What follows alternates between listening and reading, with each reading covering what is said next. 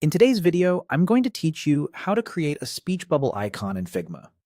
First, make sure you have a blank area on your canvas and you're on the Move tool so nothing unexpected is selected. Start by pressing the R key to switch to the Rectangle tool. Click and drag to draw a rectangle that roughly matches the size you want for your speech bubble. Don't worry about getting it perfect yet. You're just laying down the base shape. If you like, set a solid fill color and turn off the stroke for a clean, modern look, or keep a simple 1-2 pixel stroke if you want an outlined icon. Next, adjust the rectangle's corners by dragging the small inner circular handles that appear near the corners. Pulling these inward rounds the corners uniformly. Aim for a soft, readable radius. Rounded, but not so pillowy that it loses definition. If you need a quick visual check, zoom in to see how the curves look against your intended icon size. Consistent rounding helps the bubble feel friendly and balanced.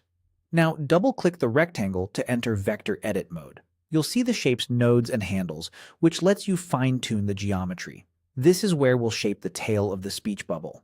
Take a moment to position your view so the bottom edge of the rectangle is clearly visible. Keeping the base shape centered can help the final icon feel even.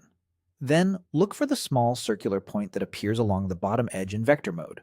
Click and drag that small circle outward and slightly downward to form the bubble's tail. Think of it like pulling a little triangle from the bottom edge.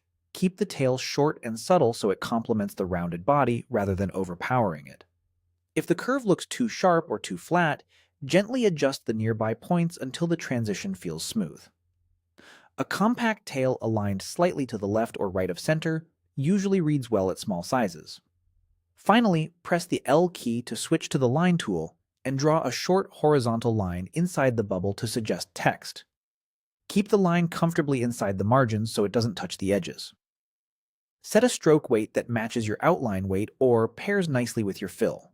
For a softer look, use rounded caps on the line ends. Make sure the line is centered visually within the bubble so the composition feels intentional and balanced. And that's it, your clean, scalable speech bubble icon is ready to use in your designs.